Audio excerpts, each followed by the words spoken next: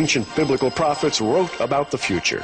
Today, theologians are poring over those scriptures with a firm belief that their prophecies are coming to pass. Journey now into the world of eschatology on Prophecy in the News with author and lecturer J.R. Church.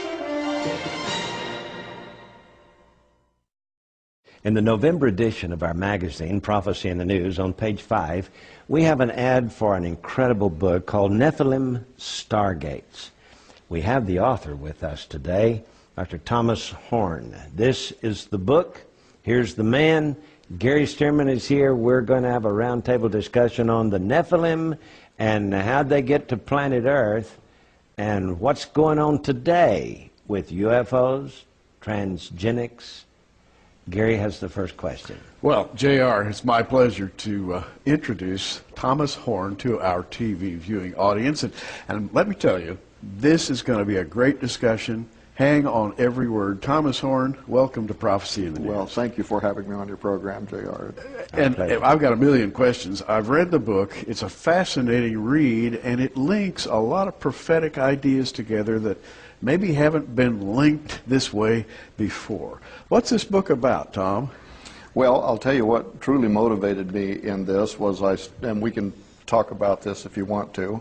I started doing some research into some emerging fields of science, transgenics, biotechnology, but I actually was looking for scientific models that might tell us where this technology would lead us. The blending of humans and animals, the creating of modern chimeras.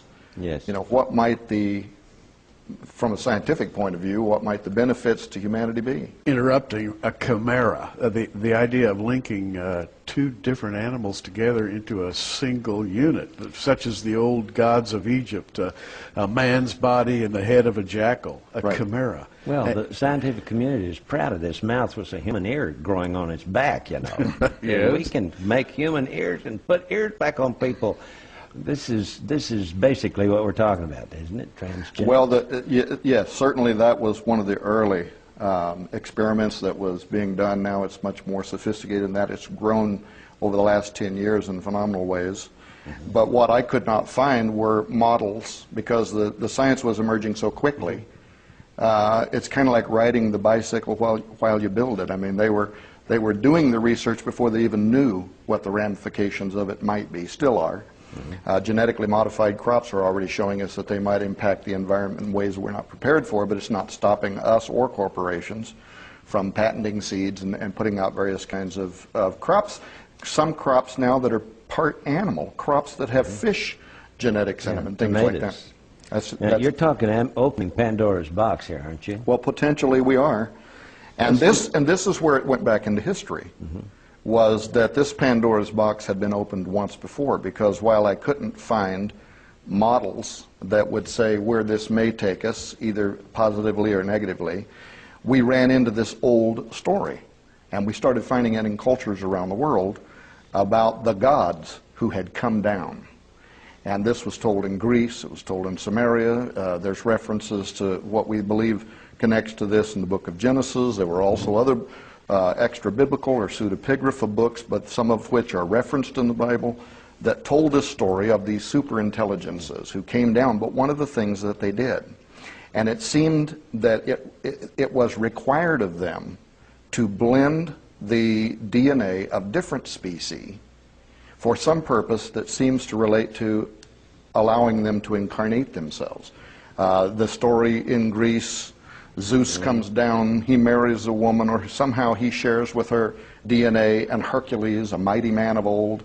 The story is told that there was this need to blend between humans and animals. Of course, in Genesis, the sons of God saw the daughters of men, that they were beautiful, and they took them wives of all, which they would, and after that...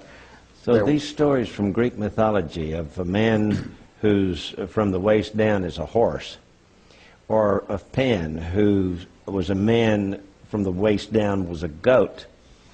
This is the kind of thing you're talking about here. This was what I kept running into, and the story that was told, the moral story that was told, was this led to chaos. And it seemed in some cases to almost be like a crude record. In other words, people back then trying to illustrate what had happened. So maybe it's half goat, half man. But the deeper message is there was a blending, a crossing over of the species. And as a Christian and as a former pastor, I had an interest in this because I've always believed that there was a divine order and that God spoke all creation and then breathed into the nostrils of Adam. He gave all these different creations the ability to procreate after themselves. But he ordered that each would recreate after its own kind. So that naturally, a donkey cannot breed with a dog. Yes. But scientifically, we're doing it now. And it appeared to me when I started looking at this trail that ancient intelligences had done the same. Tom, the name of your book, Nephilim Stargates.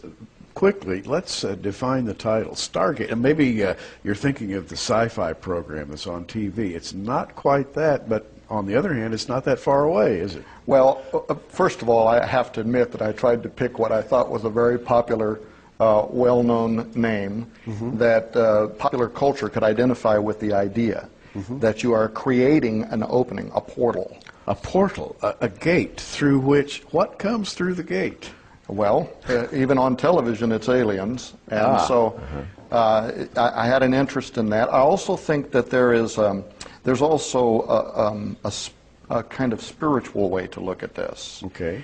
That this ancient story in the Bible and Enoch and Jasher and other books was that there were these angels who did not want to remain in their plane of existence. And they saw the daughters of women. These daughters of women for them may have been the Stargate, the method through which they left their plane of existence and came into our three-dimensional reality. Well, now Jude talks about the angels who left their first estate and who are now held in chains of darkness because of that sin. Their first estate, of course, would have been heaven. Right. They left that and they came to earth, and they had to come, you're saying, through some sort of portal. Well, and this is why I think this is key. And actually, to me, this is what solved for me the mystery of the Watchers. Why did they do what they did? Why did they have to blend? Because if you read the whole story from Enoch and Jasher, which is referred to in the Bible, the sin that they committed against the women, they also committed against the animals and even against the plant life, so that eventually all life, all flesh became corrupted on earth. And I've never thought that it's, a good exegesis to think that this corruption was talking about immorality, because a donkey might step on your toe, but we don't think of him as committing an immoral act. Yeah. The corruption was something else, and it was the corruption of DNA.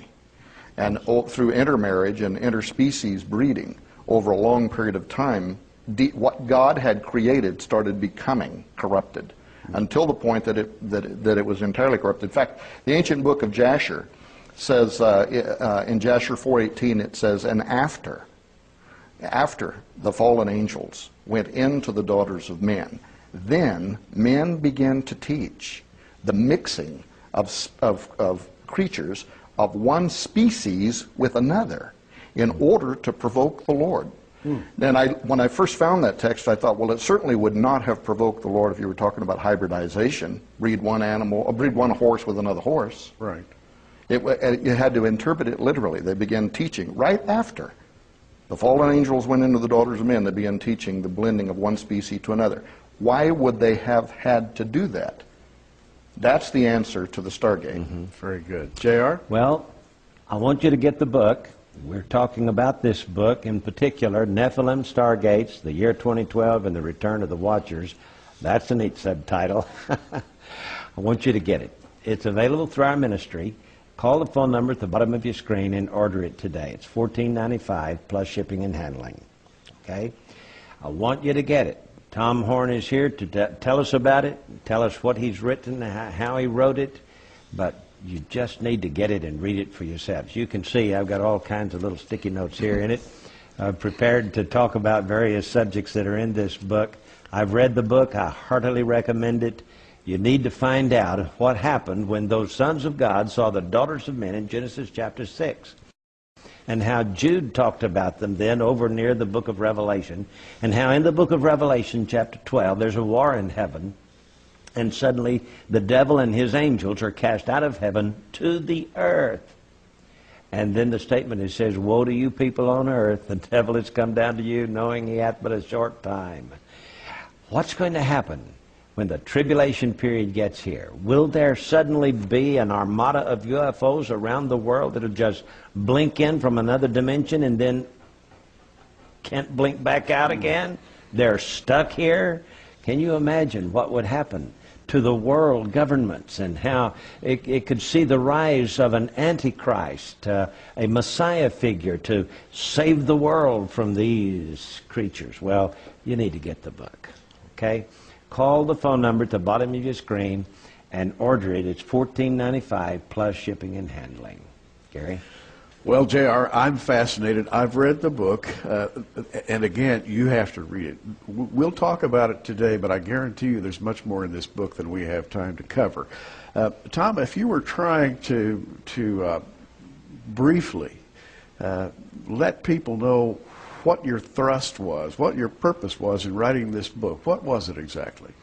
Well, it was that I stumbled upon what I thought was an explanation for something that I had been curious about for a long time, and that was if the Watchers wanted to come down in the days of Jared on Horeb, why didn't they just come down and mate with these women? Why did they have to tinker with the DNA of both the women? Now, of course, my formal and Orthodox education was that this was an attempt to cut off the bloodline of the Messiah, and I still believe that that was true. Yes.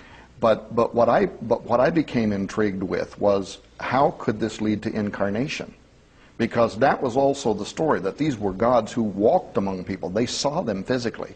Now, like today, when we look at ufology, the best, even the best secular writers in ufology, Jacques Vallée, Dr. John Keel, Dr. John Mack, all concluded that whatever was going on with alien abduction phenomenon was similar to biblical demonology and to the history of the Watchers, because there is this need to collect, to harvest DNA of humans, but not just humans. You go to bed one night, you wake up the next morning, and Skippy the horse is out in the field with portions of his face that have been removed with laser precision. There's no footprints coming to him or from him. No blood. No blood. And it's happened around the world thousands of times, and no law enforcement agency yet has been able to capture the international blood-sucking cult that's doing this to these animals. Yes. But these are happening in UFO flap areas, so that there is a phenomenology that occurred not just in ancient times, but almost appears to also be happening now. So this intrigued me. The bottom line, to answer this question about why I thought I had solved the answer, the question of the Watchers and why they had to do this mingling, was the light came on one day that God had created all intelligent forms of life. All of it dated back to Him.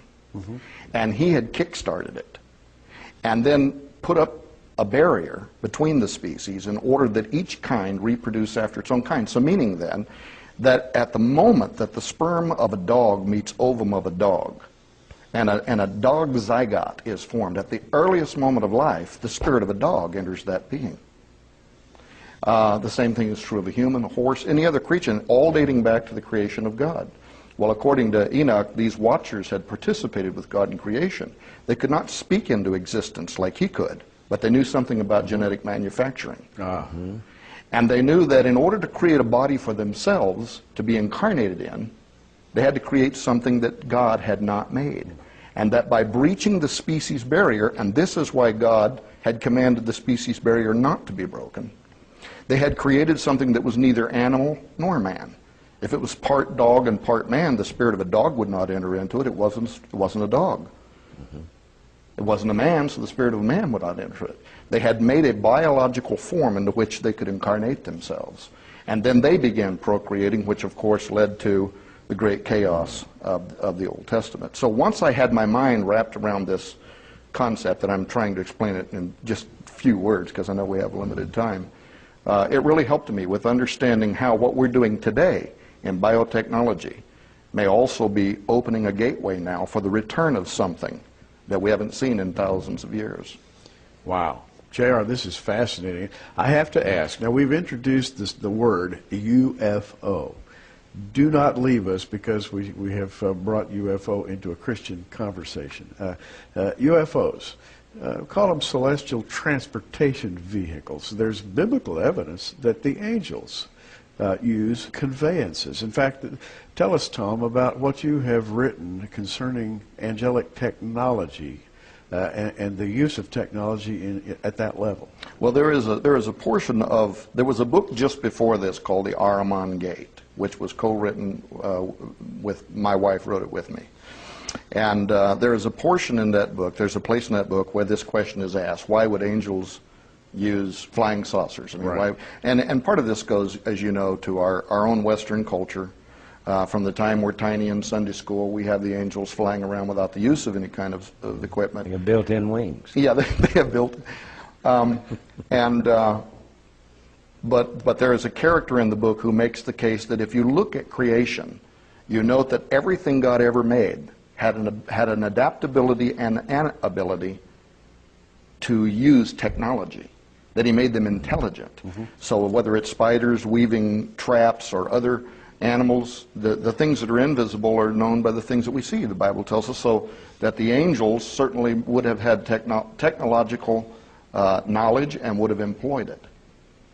And they used it illegally, let's put it this way. In fact, the thrust of Enoch, Genesis speaks about their descent into human form. Peter and Jude speak about it in the New Testament. When they encroached upon planet Earth, they did so illegally. Right. Now, the book of Enoch says there are only 200 of them that descended down onto Mount Hermon. I have a feeling that was just the advanced team, you know, and then yes. they brought all the rest of them down. How true. Until this world was so corrupt, only Noah was still perfect in his generations. The King James Version puts it. I think that means genetically pure, and he and his family were the only ones God could save. I believe that, yes. I have seen the head of a beaver that was so large, I'm talking about a fossil, so large that the beaver had to be 10 feet long. I've seen the head and horns of a buffalo that was 10 times larger than a modern buffalo skull. It was a skull with the horns. Mm-hmm. Okay. Is it possible then that these angels, are these fallen angels, the Nephilim or whatever, were genetically manipulating these animals back before the flood, creating these giants? Yes.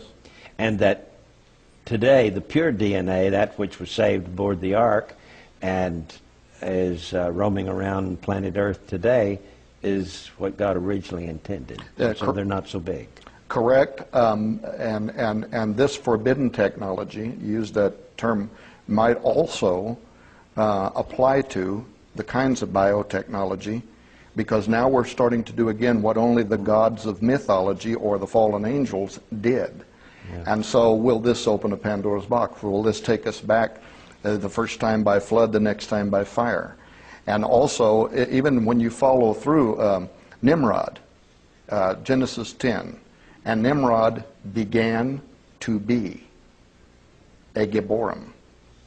And many scholars believe that the Gibborim are in the bloodline of the Watchers and the Nephilim, that they are the offspring of the Nephilim.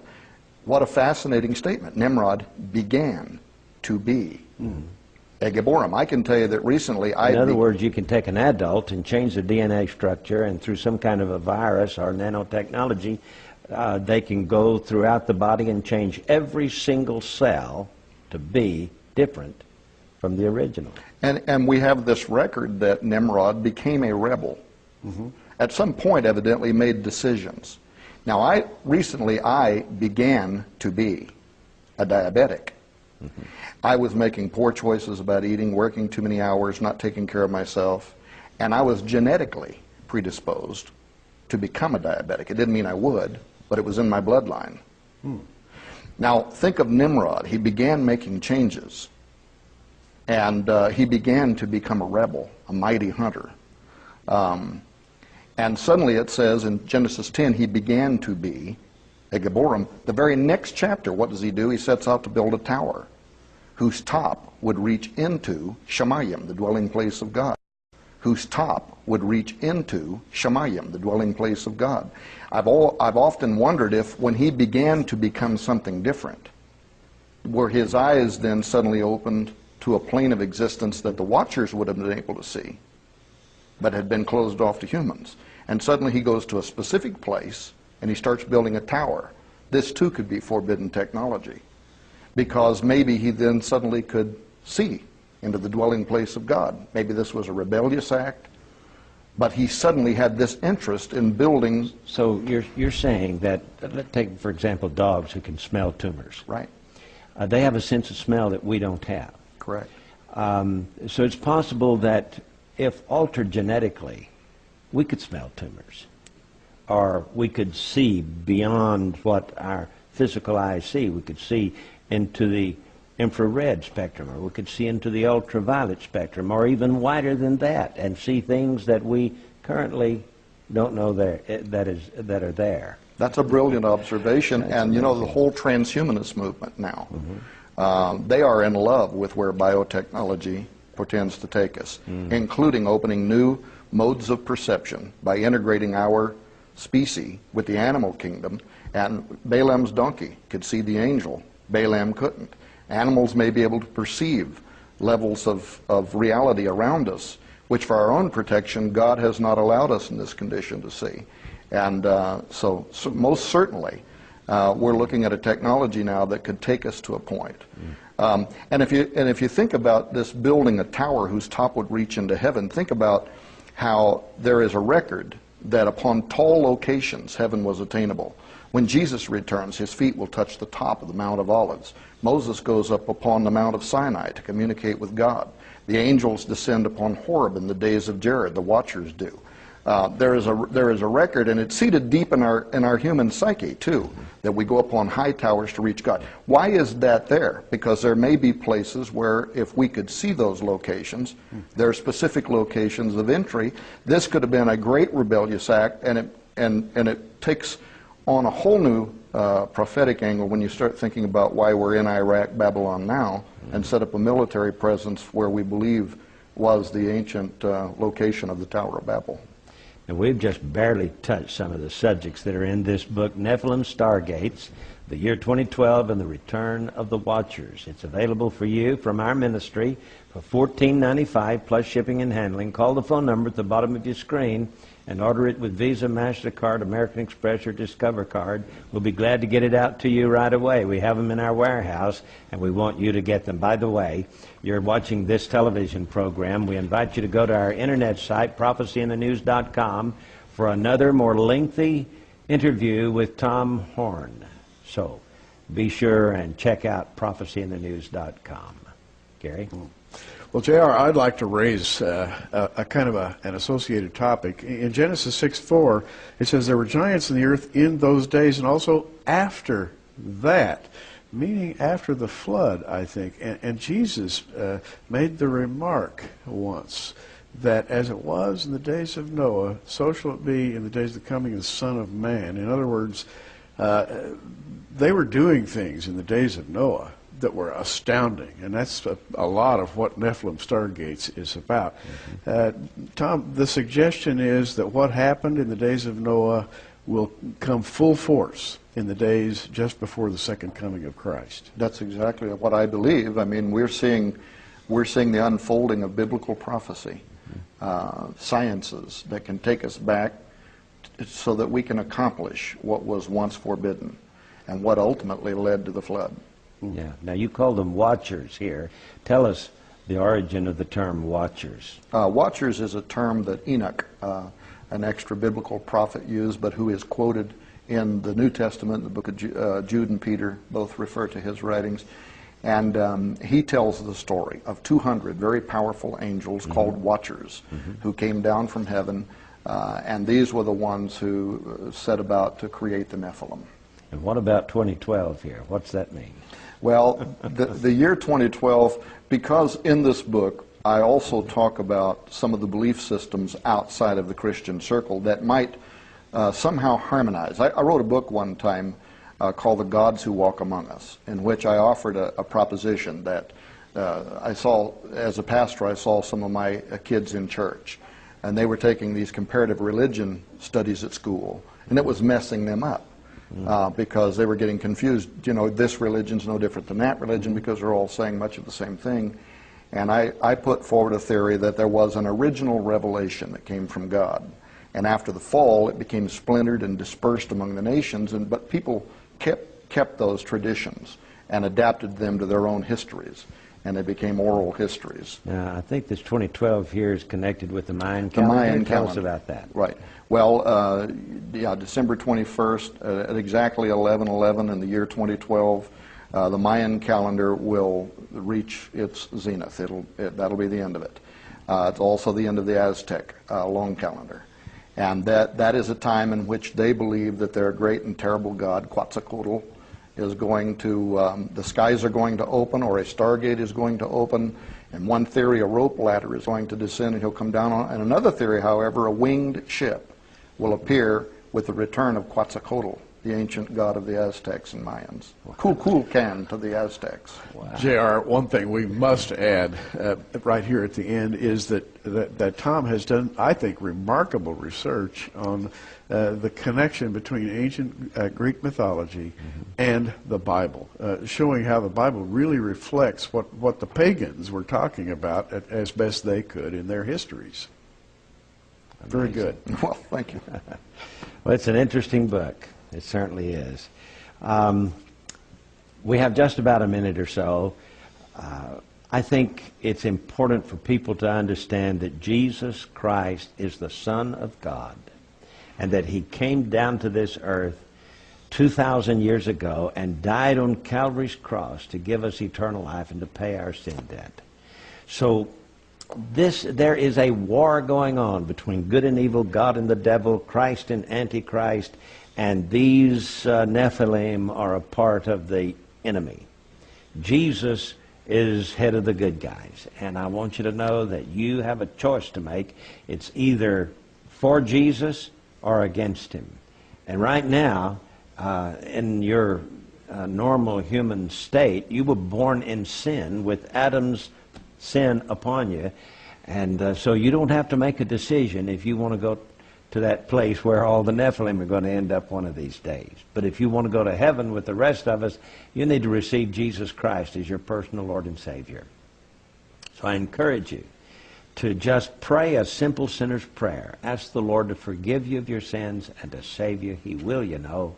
He loves you. Just pray today, will you? And then write us and let us know that you've trusted Christ as your personal Savior. Gary, this book, of course, it will be continued as we continue this interview on our internet site, so be sure and check prophecyofthenews.com. This is J.R. Church. Until next time, keep looking up. Prophecy in the News is a viewer-supported ministry sponsored by our many friends across America and in your area.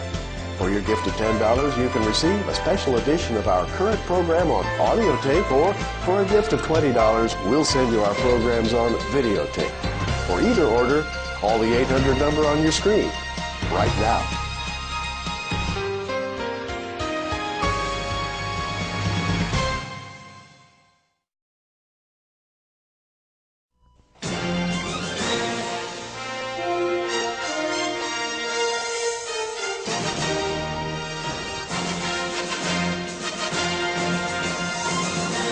Ancient biblical prophets wrote about the future. Today, theologians are poring over those scriptures with a firm belief that their prophecies are coming to pass. Journey now into the world of eschatology on Prophecy in the News with author and lecturer J.R. Church. We have the author of the book Nephilim Stargates, the year 2012 and the Return of the Watchers. With us on today's program, his name is Tom Horn, and Gary Stearman is here with me and him, and we're going to have a roundtable discussion on various aspects of this book that will, I think, fascinate you. Be sure to watch the entire program. Gary has the first question. Well, Thomas Horn, author of Nephilim Stargates, has opened a number of biblical ideas to modern interpretation. We live in an era of technology. We live in an era when technology is changing on a daily level. There is an intersection between technology and what the Bible predicts for the last days. And right in the opening pages of this book, and JR, this is fascinating, Tom Horn mentions a mission to the moon, Apollo 11. And we have recorded in abbreviated form a conversation that took place between the astronauts of Apollo 11 and Houston. And Thomas Horn, welcome to Prophecy in the News, and tell us about this conversation, because this is fascinating. Apparently our astronauts have seen what we would call UFOs while they were on the moon. Well, this reference that you're making is in the introduction to the book. It is a piece of transcript that has, in some quarters, been criticized as not being substantiated. There are other people. Otto Binder gave sworn testimony that it was true. Also, the former chief of NASA Communications, Maurice Chatelain, gave sworn testimony that it was common knowledge that the Apollo astronauts had actually saw and spoke in their two-way transmission to NASA, which was picked up, which was blanked out by NASA, but was picked up by ham radio operators, that there was an alien presence on the moon, that was there were ships that were there, that they were huge, that they were enormous. I put this in the introduction, so have some other researchers used this information. And so as far as it being disputed by some, I think you look at the bigger picture and you realize that many presidents, Carter, Reagan, others have talked about, and in fact Reagan before the UN even talked about how he sometimes questioned, how the world would come together if suddenly facing an alien presence. Now, our audience would be interested in hearing your take on who these UFOs would represent. Usually the interpretation is that they come from other planets, maybe from Epsilon Eridani, some exotic star in some other part of the galaxy, and they're here to help us out. Assuming that UFOs are real, and assuming they've been seen by our top people, are they from other galaxies, other planets, or maybe it's something else? Yeah, well, my study into this area led me to conclude that if this is technology, it's technology, nuts and bolts type technology that is something entirely different than the kind of fabricating of metals and the use of fossil fuels that we're accustomed to here on Earth. In addition to that, these things seem to behave sometimes more like living organisms, intelligent. They seem to be able to move in and out of our reality. Maybe they are 10-dimensional. Maybe they are 5-dimensional. Maybe they have a known science that is something that is far surpassing anything that at this point, at least in our development, we can even begin to comprehend. But I agree that even on the secular side, secular researchers, the best of secular researchers have agreed that these things are behaving in a way that is comparable to angelology and demonology, that they seem to be a kind of intelligence that may even be at war with each other, certainly are using the human race when possible. Not from another galaxy, but from another dimension. From another dimension, maybe. Now let me read what you have written here on page 1 from the transcript. Neil Armstrong reportedly mentioned seeing, quote, strange lights, end quote, on the moon, and said, "We have company," before Mission Control switched off the live feed. And then it is said that this was picked up by ham radio operators. What's there? Mission Control calling Apollo 11. Apollo 11 said, "These babies are huge, sir, enormous. You wouldn't believe it. I'm telling you, there are other spacecraft out there lined up on the far side of the crater edge. They're on the moon watching us." And of course there's more. You'll want to get this book. I can tell you. Just call the phone number at the bottom of your screen and order it. It's $14.95 plus shipping and handling. Call today. Order it from us with either Visa, MasterCard, American Express, or Discover card, and get this book. It's a fascinating read, and it'll help you to understand this angel study in the Word of God. Who are these angels, both good and evil? Gary? Well, J.R., Satan is referred to as the prince of the power of the air. We often see UFOs, according to, I guess, thousands of witnesses flitting here and there through our atmospheric heavens. Sometimes they're witnessed as a light that will appear and then disappear, winking out, going to another dimension. And you're making the point in this book, Nephilim Stargates, you're saying, in effect, that maybe they're coming in and out through gates of their own making, what the sci-fi people call wormholes, or who knows what it could be, but the idea that angels may have technology is a fascinating idea.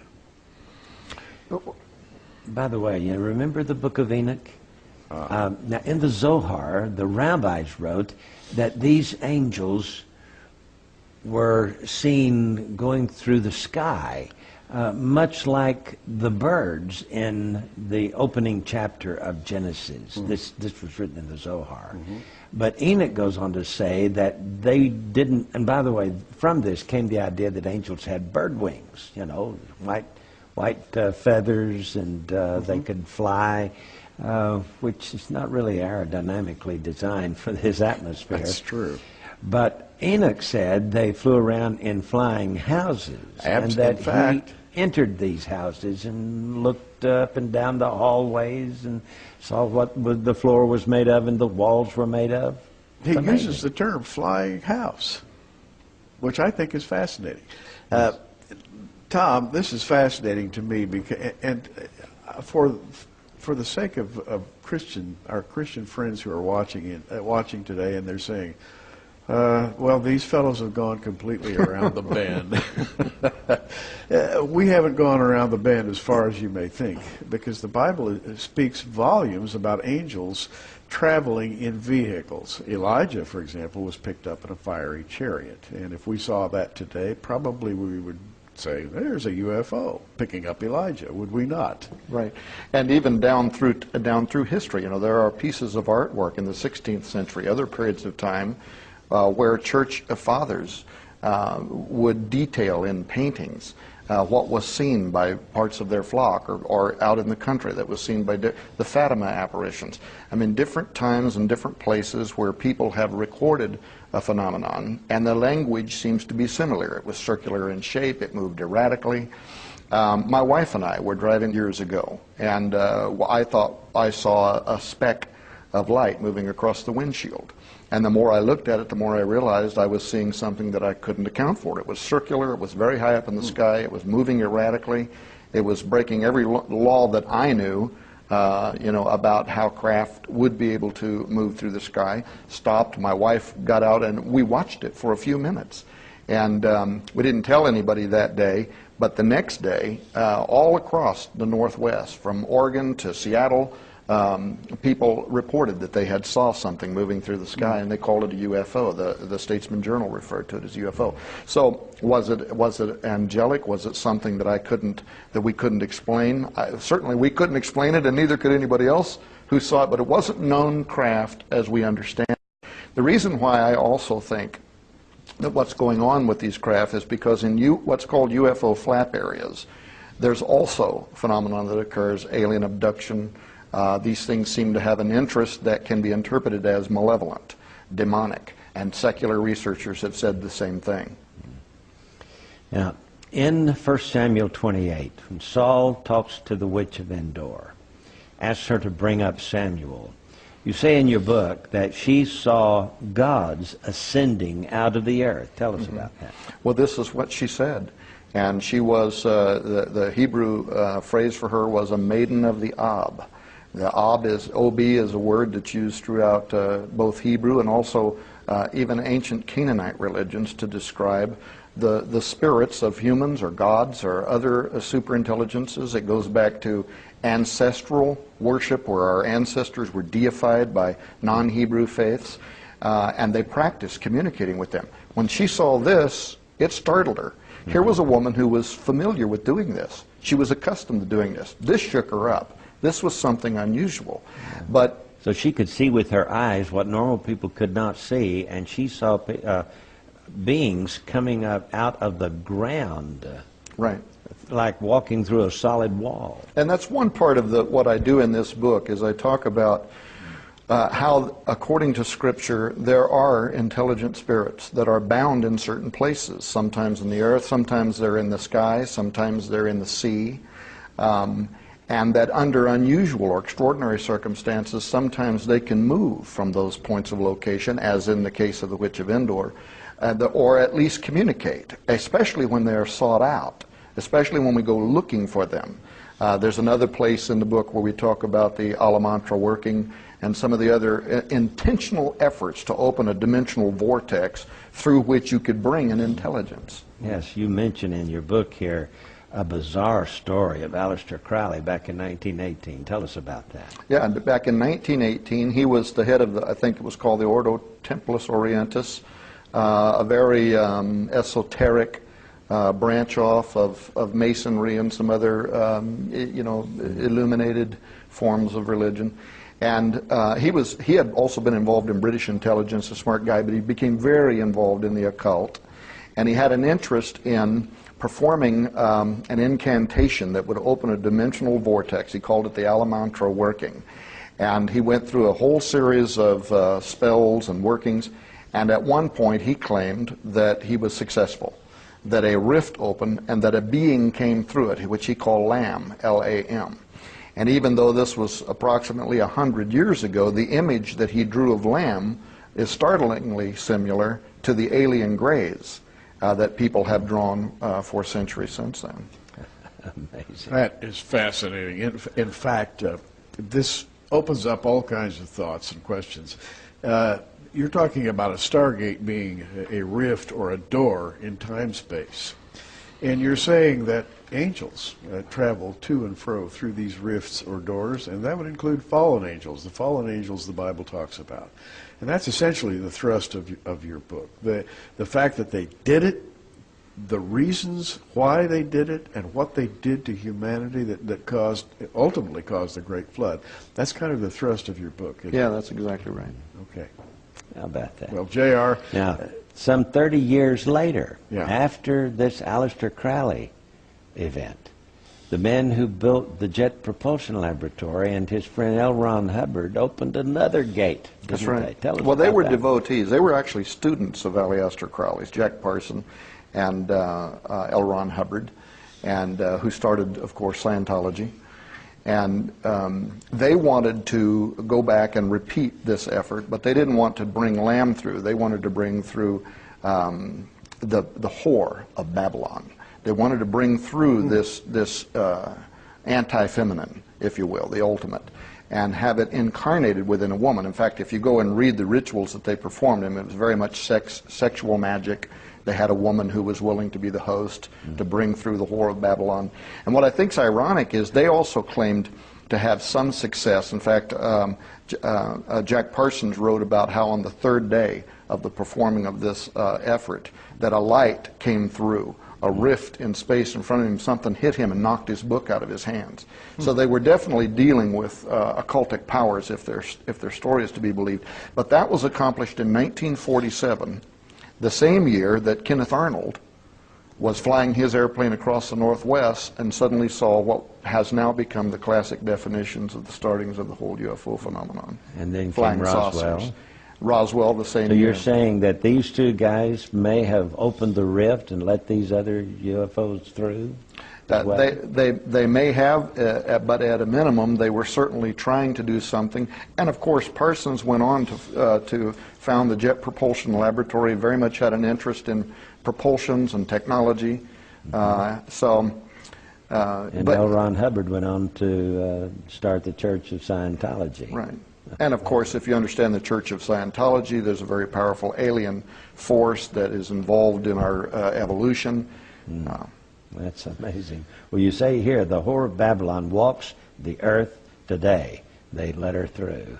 Well, that's what they claim. That's what they claim. It's a fascinating book. It Hey, is. get it. You need to read it. It's called Nephilim Stargates, the year 2012 and the Return of the Watchers.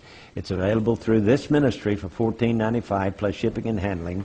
Call the phone number at the bottom of your screen and order it with your Visa, MasterCard, American Express, or Discover card, or you can buy it online at prophecyinthenews.com. Do it today. Gary? Well, JR, I'm looking at Tom's book, page 135. There's a question here in large type. It says, will modern biotechnology play a role in the return of the Nephilim?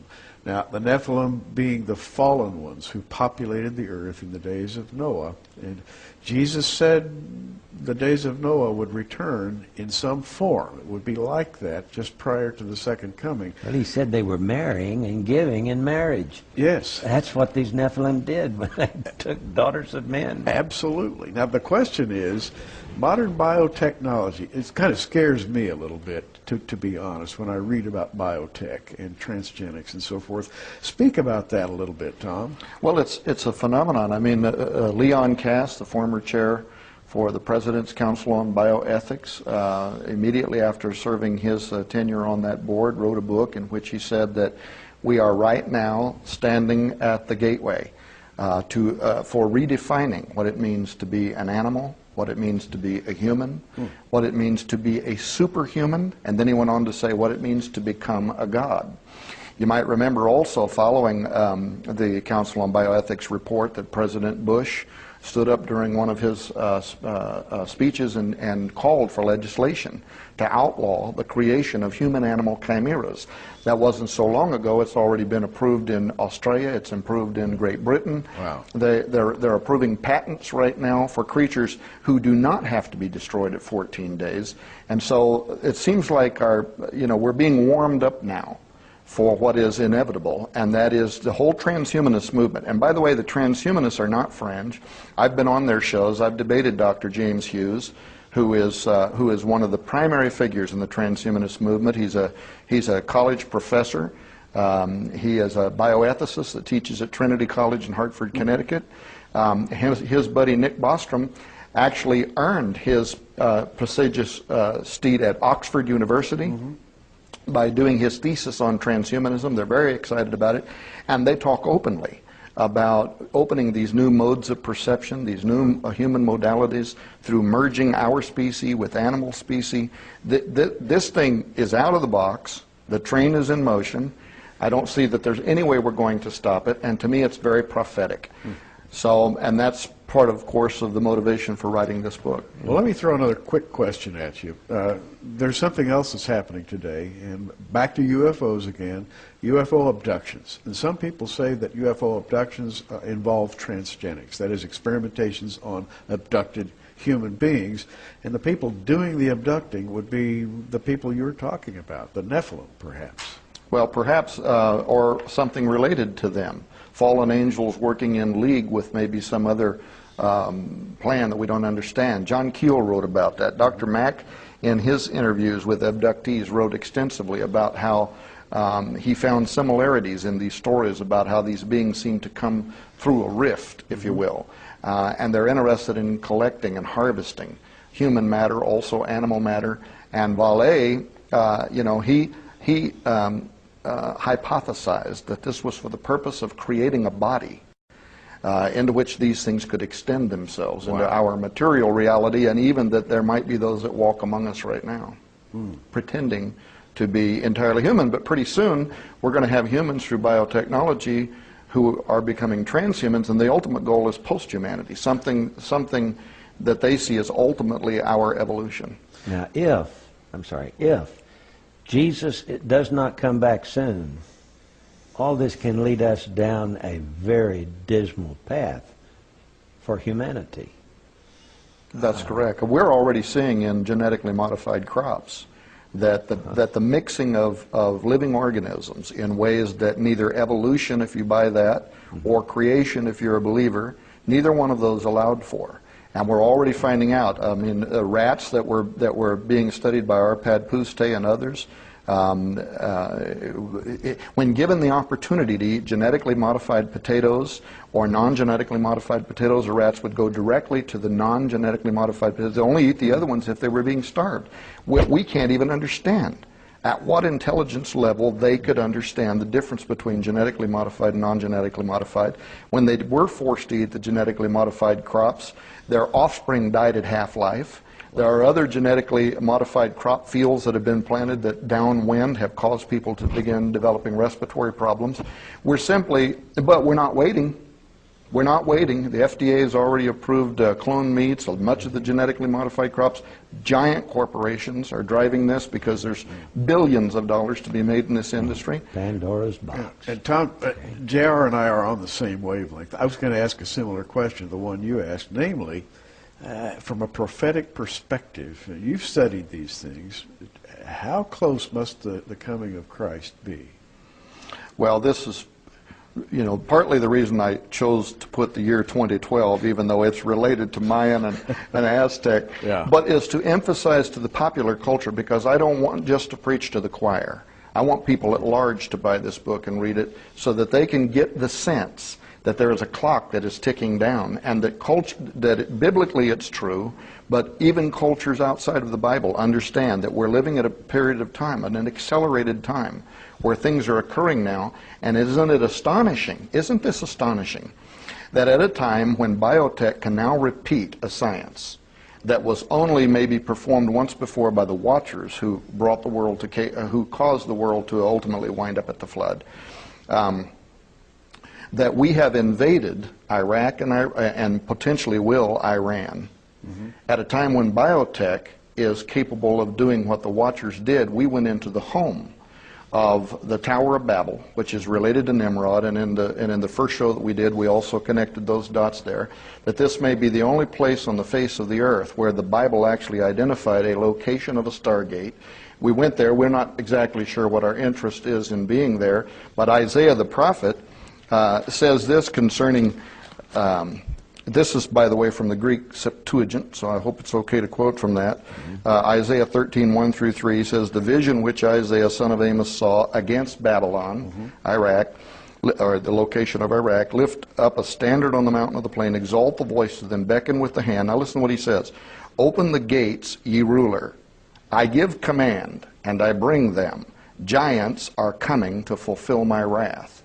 Now, this is a prophecy about the end time. Babylon is going to be destroyed, and at a time when it's being destroyed, God orders, it's almost like when he sends the great angels down, in the book of Revelation to have a key to a pit. He orders somebody, a ruler, to open a gateway through which, this literally says the Geborim in the Hebrew, he brings back the Geborim to fulfill his wrath at the end of times.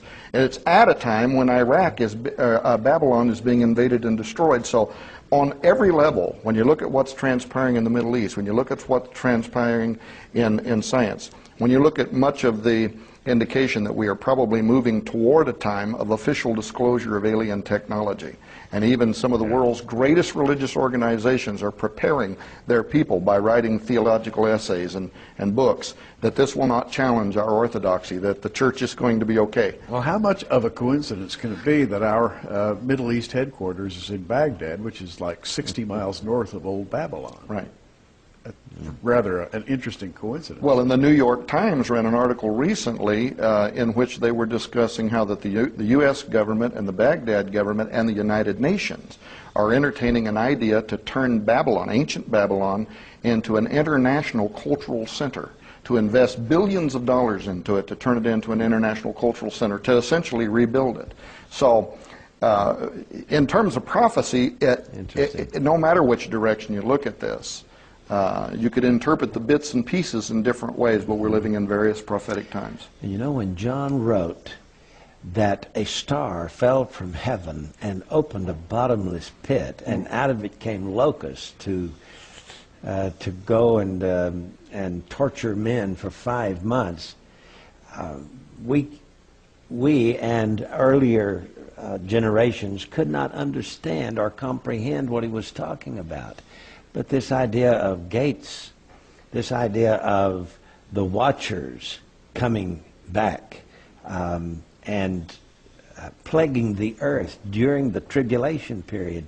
It makes a lot of sense. Well, JR, you know, I have to just quickly react. One of the creatures that comes up is called Apollyon. Mm-hmm. You know, and that would be the ancient god worshipped by the Greeks. That's right, Apollo. Apollo. That's exactly right. And there are records that directly say Apollo is Apollyon in ancient records, and not all, and these outside of the Scripture that identify him as such. And notice that those beings are transgenics. They're mutated. They're mixtures of various kinds of animals. Mm-hmm. And when you follow Isaiah's prophecy all the way through to the end of that chapter, he talks about how Babylon will be occupied by satyrs and mythological creatures and monsters and transgenics. Wow. Mm-hmm. I want you to get this book. You can call today and get this book from us. We've got it in the warehouse, ready to send it out to you. It's $14.95 plus shipping and handling. Call the phone number at the bottom of your screen and get it today. Nephilim Stargates, the year 2012, and the Return of the Watchers by Tom Horn. Get it today, will you? Or you can buy it online at prophecyinthenews.com.